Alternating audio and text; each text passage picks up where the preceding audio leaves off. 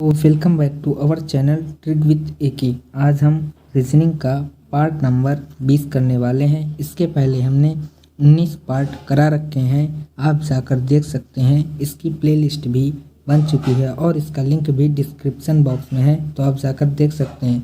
और हम इस प्रैक्टिस सेट में कुछ ऐसे most important and most repeated question करते हैं जो कि आपके एग्जाम्स में डायरेक्ट पूछे जाने की संभावना होती है, और ये सारे के सारे प्रीवियस ईयर के क्वेश्चन होते हैं। तो चलिए दोस्तों, हम अपने वीडियो को स्टार्ट करते हैं। यदि आपको वीडियो अच्छी लगे तो प्लीज़ वीडियो को लाइक करें। यदि आप चैनल पर नए हो तो चैनल को सब्सक्राइब करें और बेल आइकन जरूर प्रेस करें। आज का हमारा पहला क्वेश्चन है कि यदि प्लस का अर्थ गुणा है। यहाँ पर हम प्लस की जगह सबसे पहले गुणा का निशान लगाएंगे।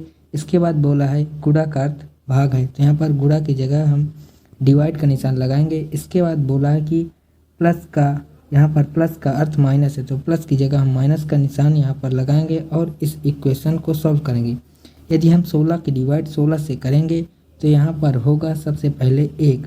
इसके बाद यहाँ पर है माइनस का 15, तो यदि 15 की मल्टीप्लाई हम 1 से करेंगे तो 15 होगा, और यहाँ पर है माइनस का 15। यदि हम माइनस का 15 और प्लस का 15 तो ये आपस में कट जाएंगे और यहाँ पर आएगा 0। तो यहाँ पर हमारा ऑप्शन डी यानी कि 0 हमारा बिल्कुल से करेक्ट आंसर होगा। आई होप कि आपको यह क्वेश्चन अच्छे प्रकार से समझ में आ गया होगा। इसके बाद हम नेक्स्ट क्वेश्चन देख लेते हैं।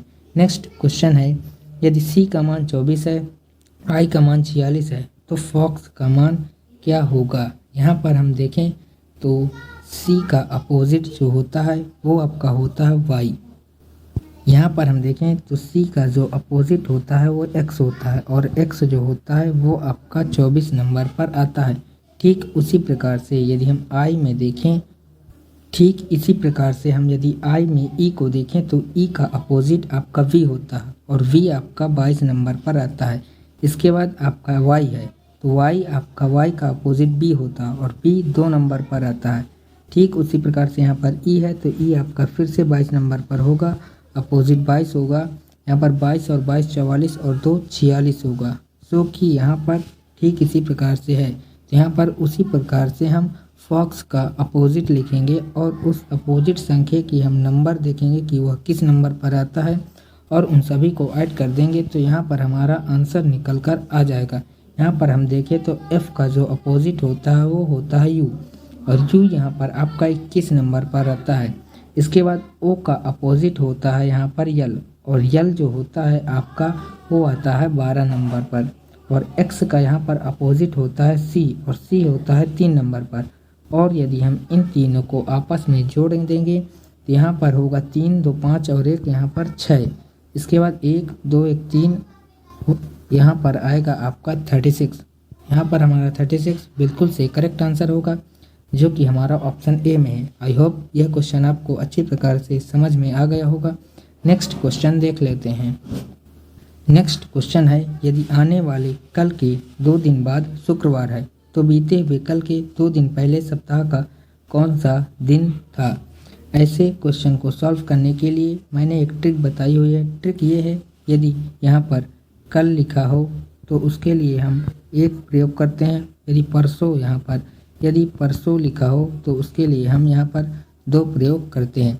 यहाँ पर सबसे पहले दिया गया है कि यदि आने वाले कल के 2 दिन बाद, यानी कि सबसे पहले यहाँ पर कल के 2 दिन बाद की बात की गई, तो हम यहाँ पर 1 और +2 को आपस में प्लस करेंगे। इसके बाद बोला गया है कि बीते हुए कल के 2 दिन पहले, यानी बीते हुए कल के 2 दिन पहले सप्ताह का कौन सा दिन होगा। यदि हम इन चारों को आपस में जोड़ें तो 2 1 3 2 5 और 1 6 होगा। यहाँ पर हम 6 को इस शुक्रवार में 6 दिन घटाएंगे, तो यहाँ पर हमारा जो 6 दिन पहले जो दिन होगा वो होगा शनिवार। यहाँ पर हमारा शनिवार ऑप्शन ए बिल्कुल से करेक्ट आंसर होगा।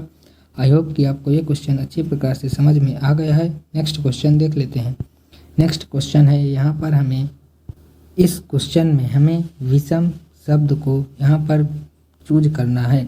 यहाँ पर हम देखें तो टी आपका 20 नंबर पर आता है, और यहाँ पर नीचे अपान में 20 ही लिखा है, तो ये यहाँ पर सही होगा। एक्स जो होता है आपका 24 नंबर पर आता है, तो ये यहाँ पर गलत होगा। ओ आपका 15 नंबर पर आता है, तो ये सही होगा।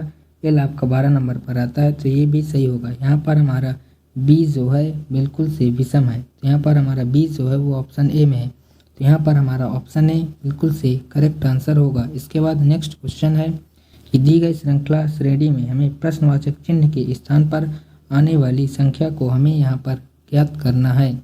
यहाँ पर 3 के बाद 3.5 है, यानी कि यहाँ पर 0.5 प्लस है। इसके बाद 3.5 के बाद 4.5 है, यानी कि यहाँ पर 1 प्लस है। इसके बाद 4.5 के बाद 6 है, यहाँ पर 1.5 प्लस है, यानी आने वाली संख्या में यहाँ पर हम 2 प्लस करेंगे तो हमारा आंसर निकल कर आएगा। यदि हम यहाँ पर 6 में 2 को प्लस कर देंगे तो हमारा आंसर निकल कर आएगा 8, और 8 ही हमारा करेक्ट आंसर होगा। यहाँ पर ऑप्शन बी में 8 है, तो यहाँ पर हमारा ऑप्शन बी बिल्कुल से करेक्ट आंसर होगा। इसके बाद हमारा नेक्स्ट क्वेश्चन है दी गई श्रृंखला श्रेणी में हमें प्रश्नवाचक चिन्ह के स्थान पर आने वाली संख्या को हमें यहाँ पर ज्ञात करना है। इस श्रृंखला श्रेणी में हमें इस क्वेश्चन मार्क के स्थान पर क्या होगा। यदि हम इस 4 और 8 को देखें तो यहाँ पर 2 का गुणा किया गया है। 12 और 24 में देखें तो यहाँ पर भी 2 का गुणा किया गया है, 12 दूना 24 होगा। ठीक इसी प्रकार से यहाँ पर हम 18 में 2 का गुणा करेंगे तो हमें प्राप्त होगा 36, और हमारा 36 ही बिल्कुल से करेक्ट आंसर होगा। 36 हमारा यहाँ पर ऑप्शन ए में है, तो यहाँ पर हमारा ऑप्शन ए बिल्कुल से करेक्ट आंसर होगा। इसके बाद है कि दिए गए विकल्प में हमें विषम शब्द को चुनना है। यहाँ पर हमें 4 ऑप्शन दिए गए हैं, 4 में हमें विषम शब्द को चुनना है। यहाँ पर हम देखें तो 15 और 5 20 होगा, जो कि यहाँ पर ठीक प्रकार से लिखा गया है। 25 और 2 यहाँ पर 27 होगा, 11 और 9 यहाँ पर 20 होगा, लेकिन यहाँ पर 18 और 7 यहाँ पर 25 होगा, तो यहाँ पर 24 लिखा गया है। यहाँ पर 18 और 7 25 होगा, तो यहाँ पर यही हमारा विषम है। ऑप्शन डी यहाँ पर हमारा बिल्कुल से करेक्ट आंसर हो जाएगा। इसके बाद नेक्स्ट क्वेश्चन है कि कौन सा वेन डायग्राम निम्न के बीच में संबंध को सही रूप से दर्शाता है। यहाँ पर कपड़ा, बर्तन और मेज़ का हमें सही वेन डायग्राम देखना है। यदि यहाँ पर हम देखें तो कपड़ा, बर्तन और मेज़ में कोई भी कॉमन नहीं है, ना कि एक दूसरे से इन सब का आपस में संबंध है, तो इन सभी का वेन डायग्राम सबसे अलग होगा। तो यहाँ पर इस प्रकार का वेन डायग्राम सिर्फ और सिर्फ ऑप्शन डी में है, तो यहाँ पर हमारा ऑप्शन डी बिल्कुल से करेक्ट आंसर होगा। नेक्स्ट क्वेश्चन है कि किसी कूट भाषा में मेल्ट MELT को 2419 के रूप में लिखा जाता है, तो TIMID के लिए कोड क्या होगा। यदि हम यहाँ पर M को देखें तो M आपका 13 नंबर पर आता है। यहाँ पर M जो है आपका 13 नंबर पर आता है। इसके बाद E 5 नंबर पर, L जो होता है आपका 12 नंबर पर, और T 20 नंबर पर। और हम इन सब में हम यहाँ पर एक एक यहाँ पर माइनस कर देंगे, तो यहाँ पर क्या प्राप्त होगा। यदि हम एक एक माइनस कर दें तो 13 में 1 जाएगा तो यहाँ पर आएगा 12। इसके बाद 5 में 1 जाएगा तो यहाँ पर आएगा 4, 12 में 1 जाएगा तो 11 आएगा, और 20 में 1 जाएगा 19 आएगा। और इन सभी संख्याओं के इकाई अंक को हम लिख लेंगे, तो यहाँ पर इकाई अंक 2 है तो 2, यहाँ पर 4 है तो 4, 11 में 1 है तो 1, 19 में 9 है तो 9, 24 19 यहाँ पर ठीक उसी प्रकार से लिखा गया है। ऐसे ही हम आगे TMID को सॉल्व करने वाले हैं। यहाँ पर हम यदि T को देखें तो T आपका 20 नंबर पर आता है, I आपका 9 नंबर पर, M 13 नंबर पर, I अगेन 9 नंबर पर, और D आपका 4 नंबर पर।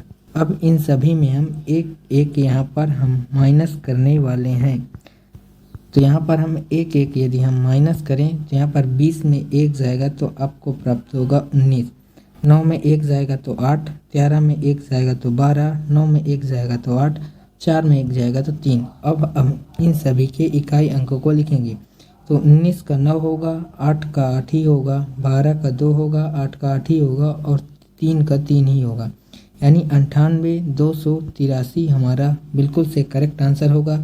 98,283 ऑप्शन ए में है, यहाँ पर हमारा ऑप्शन ए बिल्कुल से करेक्ट आंसर होगा। सो ये आज का हमारा लास्ट क्वेश्चन था। आपको वीडियो कैसी लगी ये हमें कमेंट बॉक्स में ज़रूर बताएं। यदि आपको वीडियो अच्छी लगी हो तो प्लीज़ वीडियो को लाइक करें। यदि आप चैनल पर नए हों तो चैनल को सब्सक्राइब करें और बेल आइकन ज़रूर प्रेस करें आज के लिए इतना ही, मिलते हैं नेक्स्ट वीडियो में, तब तक के लिए जय हिंद।